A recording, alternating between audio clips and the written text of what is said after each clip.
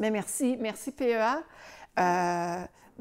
Comme c'était inscrit sur l'événement Facebook et sur l'affiche, je suis Élise Desaulniers. Je suis une militante pour les droits des animaux depuis plusieurs années. Je m'intéresse à plein de questions, les liens entre le féminisme et l'antispécisme, les autres formes de pression dont je vais parler à Fribourg et Neuchâtel. Des villes dont j'ignorais totalement l'existence jusqu'à tout récemment, lundi et mardi. Je m'intéresse aussi au rôle des organisations traditionnelles de protection animale dans le mouvement antispéciste parce que je suis directrice générale de la SPCA de Montréal. C'est un peu l'équivalent de la SPA française où vous avez des équivalents aussi comme ça en Suisse. On est le plus gros organisme de protection animale au Québec.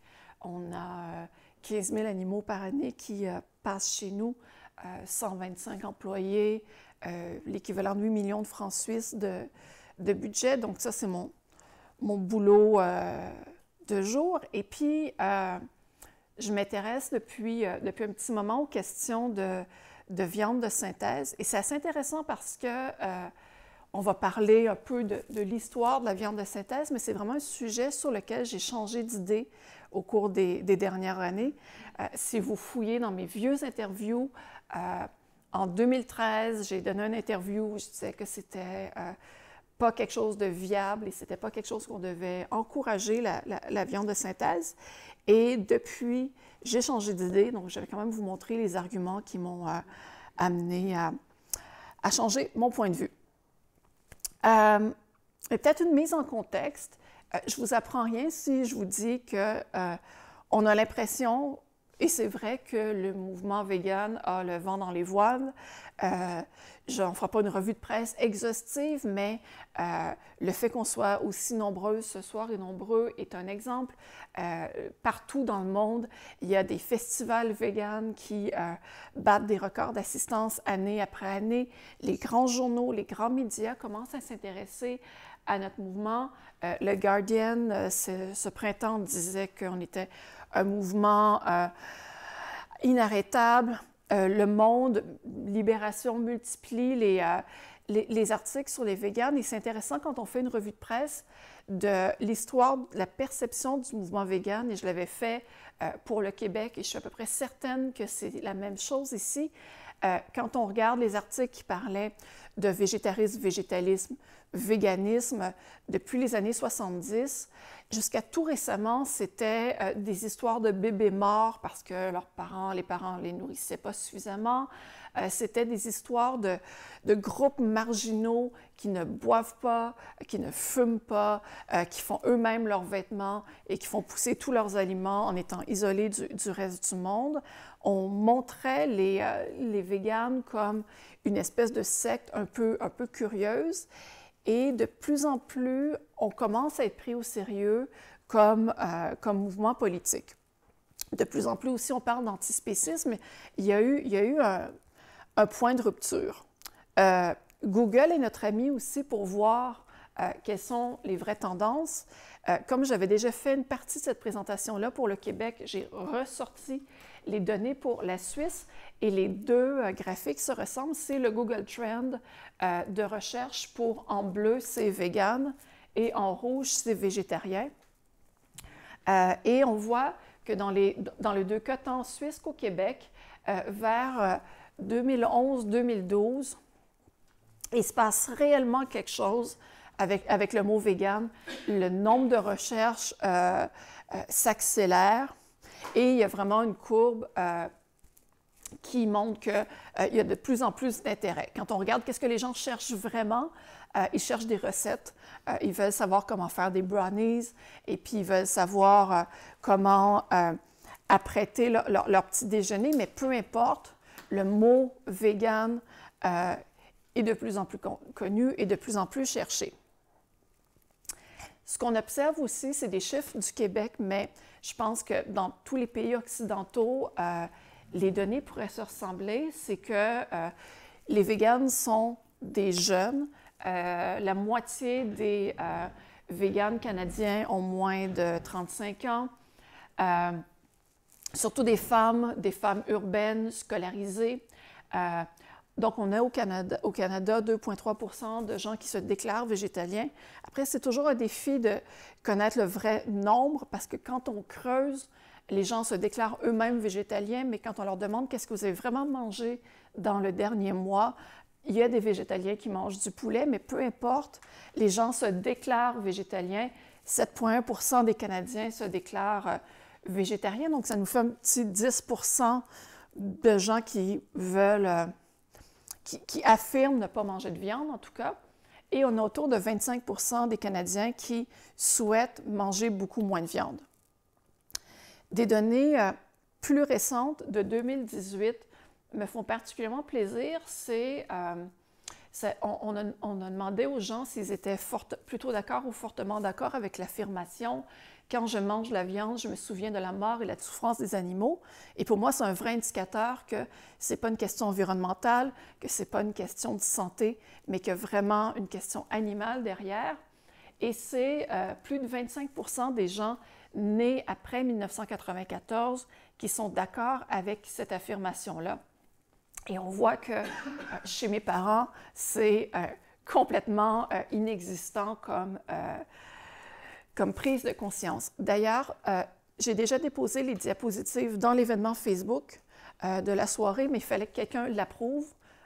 Donc, le ou la gestionnaire de l'événement Facebook approuve ma publication et tout le monde pourra, je pense que c'est en train de se faire, et vous pourrez récupérer les données par la suite. Vous pouvez les reprendre dans vos propres présentations.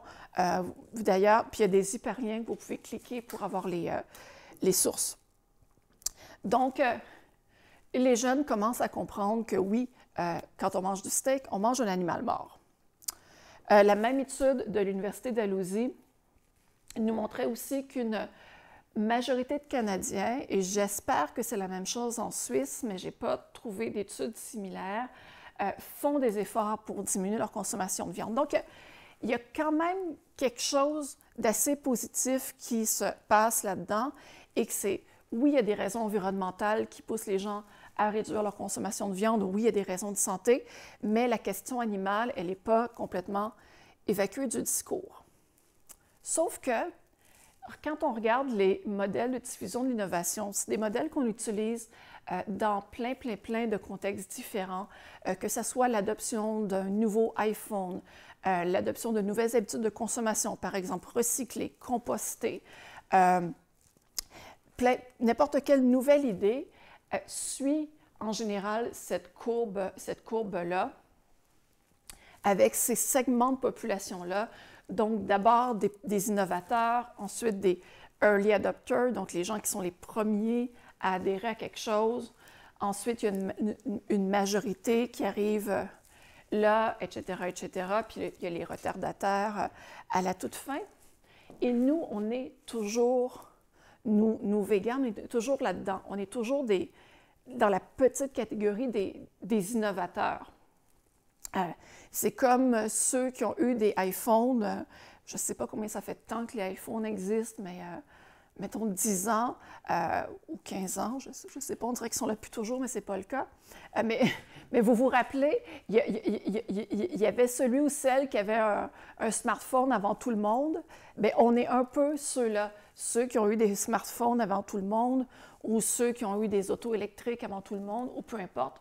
On est toujours dans cette catégorie des innovateurs, même si on a l'impression qu'on a touché le grand public, on est toujours là. Et on est là.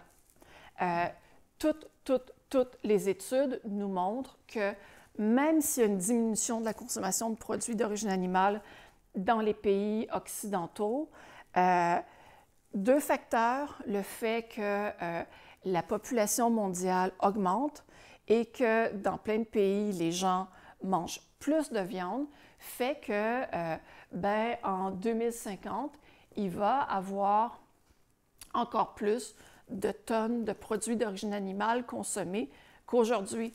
Et c'est assez troublant parce que je vous rappelle que quand Peter Singer a publié Animal Liberation, on était ici et c'est assez déprimant quand on le regarde comme ça. Donc, peu importe ce qu'on fait, si on est très bon et bonne, peut-être que la courbe va ralentir un tout petit peu, mais on ne va pas arriver là en 2050. La tendance est quand même très, très, très, très forte. La demande pour les produits d'origine animale partout dans le monde est forte et la population augmente. Donc, je sais, c'est assez déprimant, mais ça finit bien la présentation. Oui?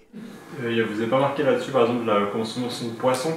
C'est quelque chose que vous avez dans vos données ou pas? Oui, bien, je n'avais pas le poisson dans ces données-là.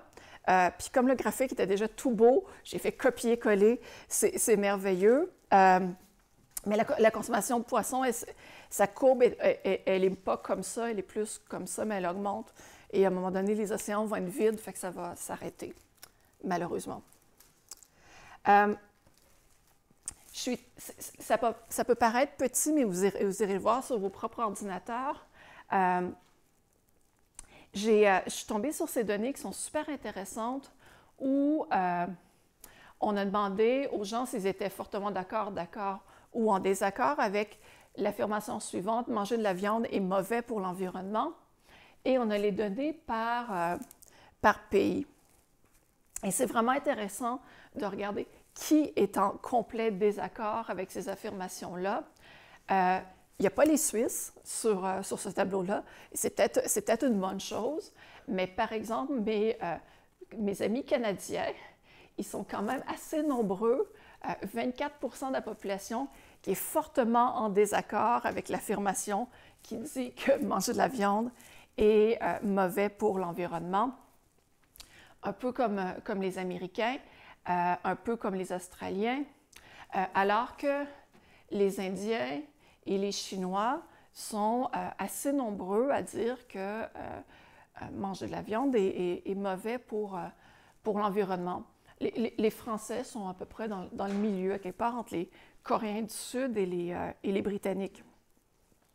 Ce que je trouve intéressant là-dedans, c'est que plus on mange de la viande, plus on a tendance à penser que c'est pas vrai que c'est mauvais pour l'environnement.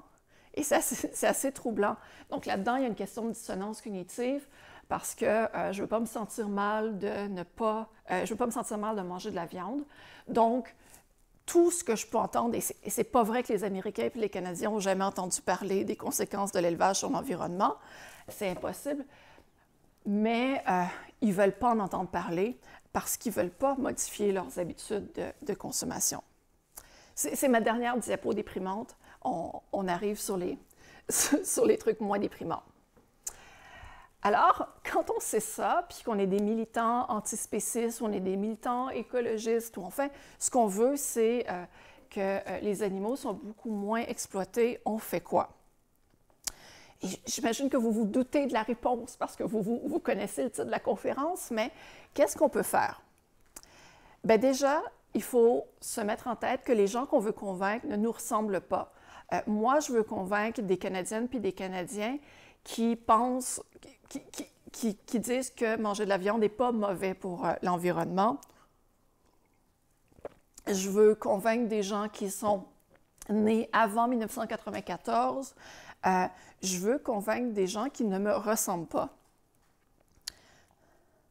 Il faut peut-être se rappeler avec Tobias Lennart que les gens mangent de la viande parce que les gens mangent de la viande et qu'il n'y a pas personne qui se dit « Ah, je vais arrêter de manger mon plat préféré et m'isoler de mes amis puis de ma famille. » Les gens ne veulent pas vraiment changer leurs habitudes. Nous, on a eu un moment dans notre vie où on s'est dit « Non, c'est assez, je veux modifier mes habitudes. » Il y a même des gens qui ont grandi dans des familles véganes, mais on est l'exception. Pour la majorité des gens autour de nous, ce n'est pas une option de changer ses habitudes. Et le coût de changer ses habitudes semble relativement élevé. Tobias Lennart dit aussi que les changements de perception entraînent des changements de comportement. Donc évidemment, quand je prends conscience que mon steak est un animal mort, je vais souvent arrêter de manger du steak.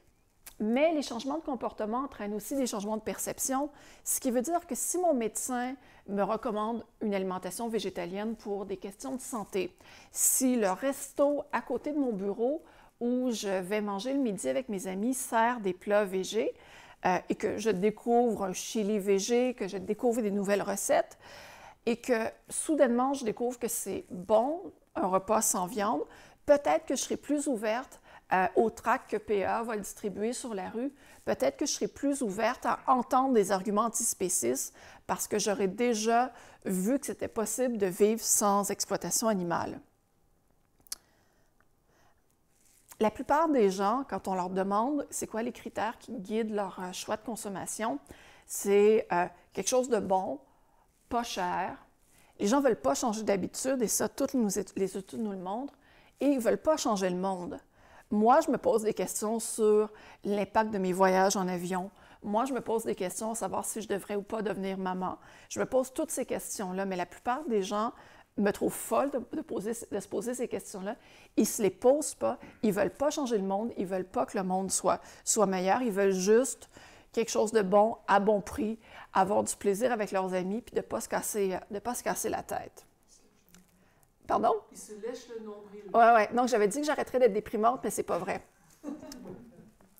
Et donc, sachant ça, toutes les alternatives aux produits d'origine animale méritent leur chance, même ce qui n'est pas notre premier choix à nous.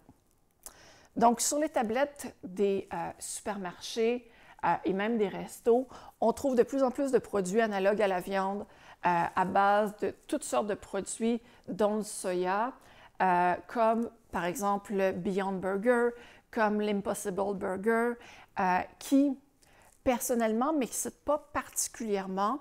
Un burger qui saigne, ça ne me fait pas saliver, mais ça marche super bien, tant mieux. Puis ces produits-là prennent de plus en plus de place dans les supermarchés, dans les restaurants. On les retrouve aussi de plus en plus dans les sections de viande des supermarchés. Et moi, ça ne me fait pas trop envie d'aller dans les sections de viande des supermarchés, mais je suis prête à faire l'effort si c'est pour inciter des mangeurs de viande à acheter ça de temps en temps. Et l'autre option, c'est la viande propre, la viande de laboratoire, et puis c'est ce dont on va parler ce soir. Pour commencer, et c'est ça qui m'a convaincue que c'était une alternative intéressante, parce que moi, j'ai toujours dit, bien, il existe ces produits-là, on va développer ces produits-là et c'est déjà sur le marché, pas besoin de recherche, pas besoin de développement, pas besoin de découvrir des nouveaux trucs. On va produire des Impossible Burgers, des Beyond Burgers, le Beyond Meat, qui est l'espèce de poulet fait par la même compagnie. Des chefs, des critiques culinaires se sont trompés entre le vrai poulet et le faux poulet. C'est la même chose, ces produits-là existent, pas besoin d'en développer d'autres. Sauf que une étude de Fuanalytics qui vient de paraître dit que 66% des Américains sont prêts à goûter à la viande propre. Donc, viande propre, clean meat, le terme qui décrit la viande de laboratoire. 52% sont prêts à l'acheter au lieu de la viande traditionnelle. Et c'est le plus surprenant, c'est qu'entre 57 et 63% préfèrent ça au substitut de soya parce que pour eux, c'est la vraie chose. Ils veulent manger de la vraie viande et pas une alternative à la viande. Ça me semble que c'est contre-intuitif, mais de toute évidence, les gens qui représentent la masse des Nord-Américains ne me ressemblent pas. Et ce qu'on remarque aussi, c'est que l'intérêt pour la viande propre augmente quand on décrit ses avantages environnementaux. Les gens ne connaissent pas et dès qu'on commence à parler de ces produits-là, leur intérêt pour les produits augmente.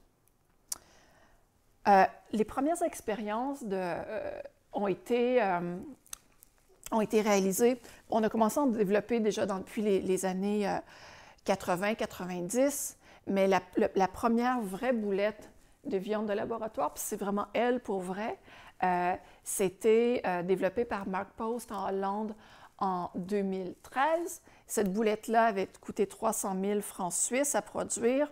Donc, c'est clair que ce n'était pas une alternative viable. Et celles et ceux qui y ont goûté ont dit que ce n'était pas si bon que ça. On peut croire qu'ils n'ont pas trop fait cuire, ils ne voulaient pas qu'elle se désintègre. Dans le livre de Paul Shapiro, Clean Meat dont je vous parlais à la toute fin, on décrit quand même que Mark Post, il a travaillé presque tout seul dans son laboratoire pour développer ça. Et quand il s'est rendu à la conférence de presse pour présenter sa viande, il y avait quand même ces petites glacières à lui qu'il mettait dans le frigo de son hôtel. Et il avait vraiment super peur que la viande est chaude, la perdre, de l'oublier, comment il allait traverser la sécurité dans l'avion avec sa viande. Mais bon, il a réussi. Ça a été présenté aux journalistes. On avait créé de la viande de laboratoire. Mais le gros problème, et la raison pour laquelle je disais que ce n'était pas une alternative viable, c'est que les cellules, parce qu'on va l'expliquer dans un instant, mais cette viande de laboratoire-là, en fait, c'est des cellules qu'on amène à se multiplier dans un contexte de labo. Le liquide dans lequel les cellules se multipliaient, c'est du sérum de veau fœtal. Donc, quand des vaches enceintes sont abattues, on récupère ce sérum-là, et c'est avec ce sérum-là qu'on faisait multiplier les cellules. Donc, c'est dégueulasse, et c'est quand même un certain problème éthique, là. Si on dépend de l'abattage de vaches pour produire de la viande, bien, tant qu'à ça, continuons d'utiliser de la vache pour faire de la viande. Ce n'était pas quelque chose qui pouvait fonctionner. Mais si on résout le problème du sérum, à la base, la technique pour faire de la viande en laboratoire, elle est super simple. On retire des cellules d'un animal vivant, et une cellule, le groupe de cellules dont on a besoin, c'est la grosseur d'un grain de sésame. Donc, c'est vraiment tout petit. On peut le faire alors que l'animal reste vivant, et ça va pas le tuer. On dépose cette cellule-là avec un sérum dans une boîte de pétri. Vous savez, ces petites boîtes de plastique qu'on avait à l'école pour faire des expériences qui ne fonctionnaient jamais. Donc là, on le dépose là-dedans.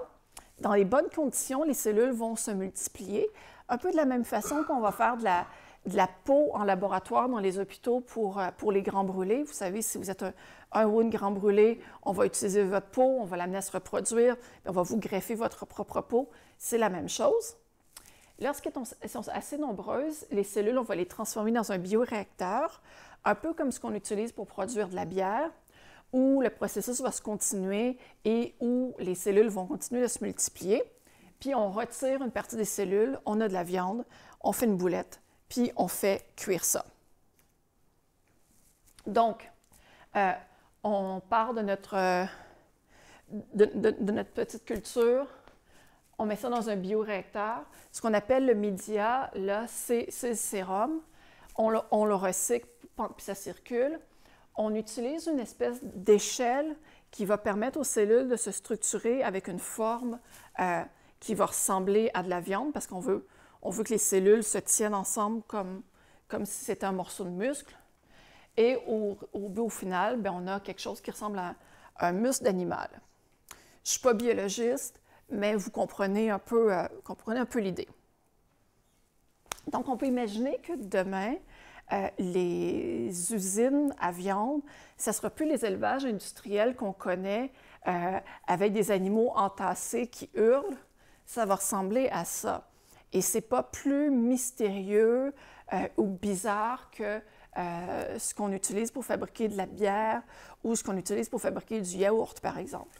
C'est vraiment le même genre de processus. On a une expérience de Just aux États-Unis qui a fonctionné et qui est assez intéressante. Donc, lui, c'est Yann. Donc, vous connaissez mon amour pour les coqs. Évidemment, j'allais prendre un exemple qui inclut un coq. Yann est un coq en pleine santé, heureux. Il n'a pas l'air heureux sur cette photo-là, mais je vous assure, il est super heureux, Yann. On a pris une plume de Yann. La plume, on a prélevé des cellules de la plume de Yann. On a suivi tout le processus que je vous ai montré plus tôt. Ça fait du poulet qu'on a fait cuire en croquettes de poulet comme ça, et on l'a mangé avec Yann à côté. Il y a quand même quelque chose d'extraordinaire là-dedans, et Yann a vraiment l'air de s'en foutre, comme si vous remarquez. Eh bien, il y a quelque chose d'absolument merveilleux de penser qu'on a fait du poulet à partir d'une simple plume d'un oiseau qui a gardé le même air complètement inintéressé pendant tout le processus. Et ça, c'est une des startups, mais on en a plein de startups du même genre qui travaillent sur ces produits-là. Et ce tableau-là montre un peu le financement qu'ils ont. Plusieurs de ces startups-là ont du financement qui vient de l'industrie de la viande. Par exemple, Cargill finance Memphis Meat. Mosa Meat, qui est en Hollande, est financé par Bell, qui a l'air d'être une grande entreprise ici en Suisse, que je ne connaissais pas. Ah, génial! Mais ils ont compris, ils ont compris que les abattoirs allaient être bientôt fermés et ils ont décidé d'investir dans Mosa Meat. Beaucoup d'investisseurs de la Silicon Valley, autour de Google aussi, qui sont là-dedans. Il y a beaucoup d'argent, il y a beaucoup de recherche et les produits sur lesquels on travaille en ce moment, il y a Wildtype et Finless Food qui travaillent sur du poisson, plusieurs groupes qui travaillent sur du bœuf, plusieurs groupes qui travaillent sur du poulet aussi. On a des gens qui travaillent sur du lait de vache à partir de cellules. On a des gens qui travaillent sur du cuir aussi. Il y a plein. Une fois qu'on a compris comment reproduire des cellules, bien, on peut faire ça à l'infini. Et on a trouvé des alternatives au sérum animal. L'exemple que je vous montrais avec Yann un petit peu plus tôt, c'est un sérum 100% végétal. Et puis pour tous ces gens-là, que ce soit pour des raisons d'éthique animale ou simplement des raisons de coût, parce que c'est ce qui coûtait cher dans le burger de Mark Post, c'était le sérum. Utiliser un sérum 100% végétal est vraiment incontournable. Et un sérum, c'est quoi? En gros, c'est du sucre puis des protéines, une matière dans laquelle les bactéries, les cellules peuvent se reproduire. Au Japon, évidemment, j'ai pris l'image parce qu'elle est super mignonne. Il y a un groupe qui travaille à développer des bioréacteurs qu'on pourrait avoir à la maison. Donc, vous pouvez imaginer que vous avez votre propre coq à la maison qui perd ses plumes, que vous récupérez une plume de votre coq et que vous préparez du poulet. Dans les faits, leurs installations sont beaucoup moins sexy que sur le dessin. Ça ressemble plutôt à un micro-ondes, mais c'est dans une espèce de laboratoire d'expérimentation de toutes sortes de trucs que je vous ferai remarquer que c'est une machine à coudre à côté. mais dans cette espèce de micro-ondes-là, on réussit à avoir des cellules qui se reproduisent et le sérum qu'on utilise, c'est les energy drinks. Donc, c'est des espèces de drinks sucrés que vous prenez l'après-midi quand vous avez besoin d'énergie. Bien, gardez-les, vous pourrez peut-être les utiliser pour vous faire du poulet dans quelques années. Donc, c'est assez intéressant, même si c'est tout ça à des stades préliminaires. Tout le monde dit que ça va être sur le marché d'ici 2 ans, mais c'est comme n'importe quoi, on repousse les 2 ans. Enfin, moi, je fais ça avec mes éditeurs. Je repousse, ça va toujours être prêt dans 2 ans, mais les 2 ans se repoussent constamment. Mais on a tellement d'entreprises qui travaillent là-dessus. La technologie existe qu'on sait que ça va finir par arriver. Et l'impact environnemental est assez positif en termes d'utilisation d'espace, en termes d'émissions de gaz à effet de serre, même de l'énergie, parce qu'évidemment, ces bioréacteurs-là demandent beaucoup d'énergie, mais ça prend quand même moins d'énergie que l'agriculture conventionnelle. On peut parler aussi d'utilisation d'eau potable. Dans tous les cas, ça reste vraiment beaucoup moins pire que la viande traditionnelle. Et on pourrait dire, oui, mais si on compare avec des protéines végétales, le végétal est quand même mieux que ça, notamment en termes d'utilisation d'énergie, certes, mais de toute évidence, les gens ne veulent pas en manger et ça, les gens semblent vouloir en manger. Au niveau de la santé, Il y a aussi des avantages. Il n'y a pas de bactéries parce que c'est des environnements aseptisés, pas d'utilisation d'antibiotiques, pas d'hormones de croissance non plus. On peut produire sans fer héminique. Et le fer héminique, c'est ce qui est lié notamment au cancer du côlon. En théorie, c'est ce qu'on croit. On peut aussi réduire les gras saturés, donc ça reste de la viande. Ça reste de la viande avec les problèmes de santé qu'on connaît qui sont liés à la viande, mais c'est moins pire que la viande d'élevage. Le dernier gros enjeu qu'on a, c'est la régulation. Est-ce que les autorités vont permettre à ces produits-là de percer le marché? On s'entend que nos amis de Bell et de Cargill et compagnie, ces industriels de la viande, eux, ils disent peu importe, on a mis notre argent dans ces usines-là. Si c'est de la viande propre qui rentre sur le marché, on va faire de l'argent avec, mais il y a quand même beaucoup de résistance de la part des producteurs, notamment bovins américains. Tout ce débat qu'on a eu sur l'appellation steak, lait, etc., pour des produits qui sont végétaux, c'est pas parce que les consommateurs achètent des steaks de soja et pensent que c'est des steaks de viande. C'est jamais arrivé dans l'histoire de l'humanité que quelqu'un a acheté des steaks de soja en pensant que c'était des steaks de viande, mais en définissant que la viande est ce qui provient d'un animal mort, ils veulent s'assurer que ces produits-là ne soient jamais appelés de la viande et de maintenir leur part de marché. Ce que les consommateurs répondent à ça, c'est que appelez ça comme vous voulez, on va en manger quand même. Mais il y a 2 jours, les autorités réglementaires américaines ont dit que, et c'est entendu entre les différents départements qui allaient s'occuper d'autoriser la viande de laboratoire. Et il semblerait que la voie est ouverte à la commercialisation de ces produits-là. L'autre question qu'on peut se poser, c'est oui, mais ce n'est pas naturel. Et c'est un argument qu'on va entendre souvent des détracteurs de ça. On en a beaucoup dans le milieu vegan qui peuvent être rentrés pour des arguments santé. Puis je peux vraiment comprendre que si vous êtes devenu vegan pour des questions de santé, puis qu'ensuite vous êtes éveillé aux questions d'éthique animale, c'est pas quelque chose qui vous excite particulièrement, ce produit-là. Mais il faut quand même garder en tête que tout ce qu'on mange est issu de technologie. Le pain, ça ne pousse pas naturellement dans les champs. Même les pommes qu'on mange sont issues d'une sélection génétique et tout ça.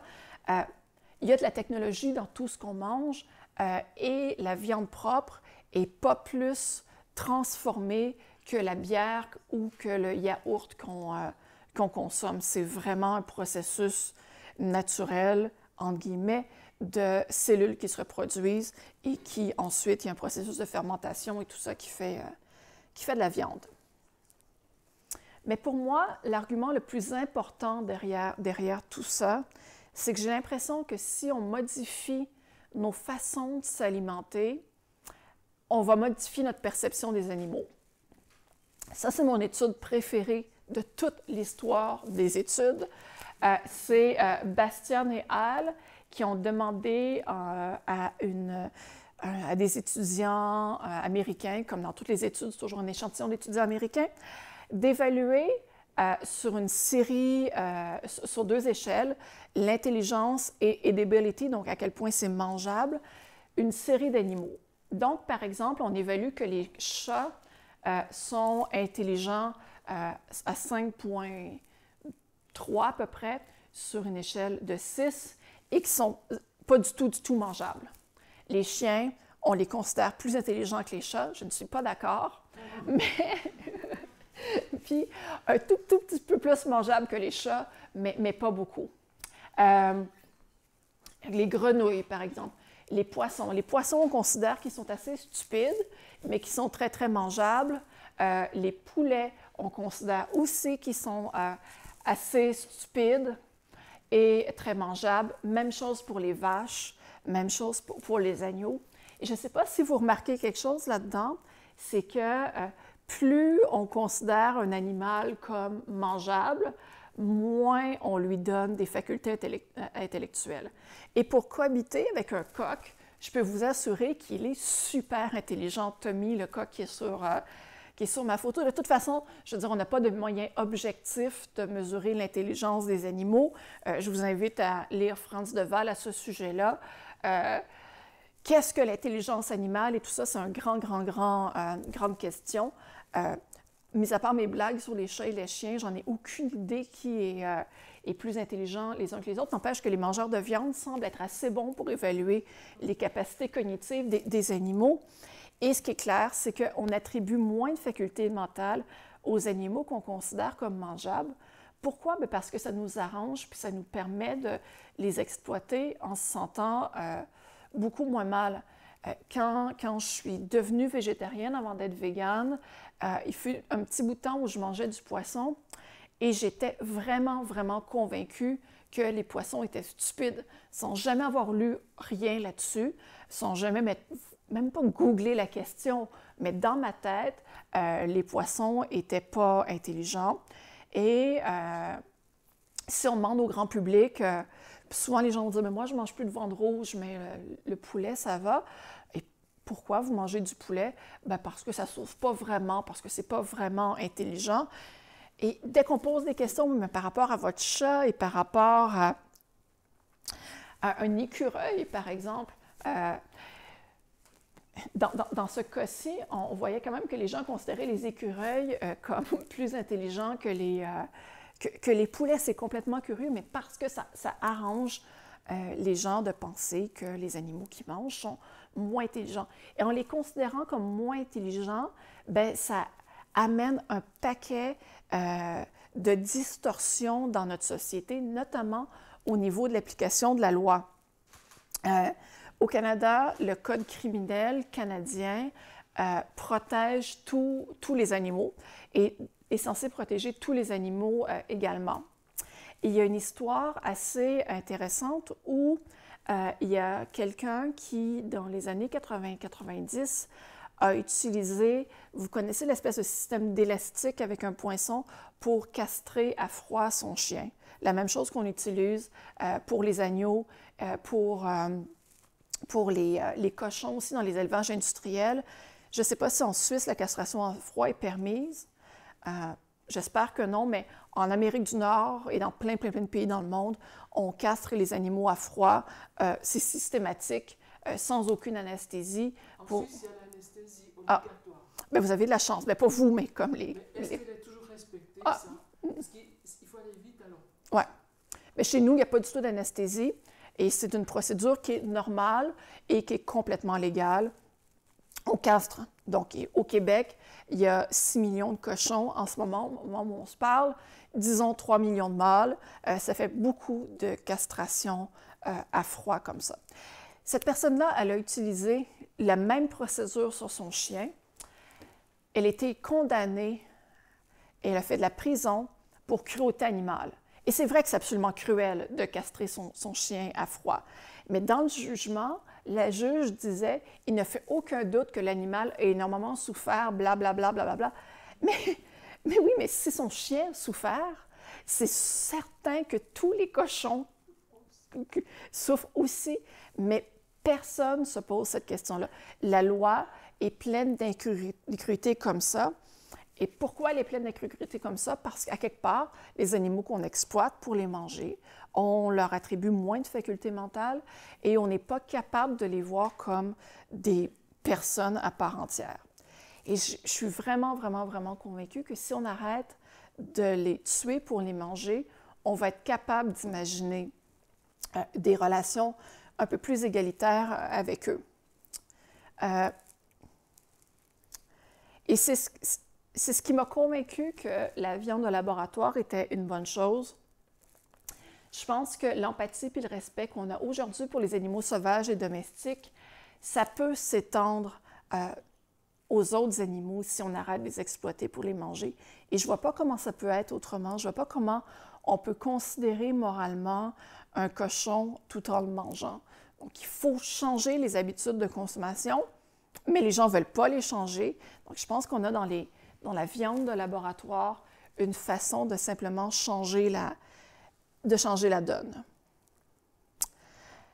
Et puis, bonne nouvelle, en guillemets, pour celles et ceux qui en ont marre de répondre à la question « Oui, mais les insectes, est-ce que ça ne serait pas la protéine de l'avenir? » Les Canadiens, en tout cas, préfèrent consommer de la viande propre que des insectes. Donc, laissons les insectes faire leur vie d'insectes là où ils sont. Ne développons pas, en tout cas dans nos pays où on a le choix d'élevage d'insectes.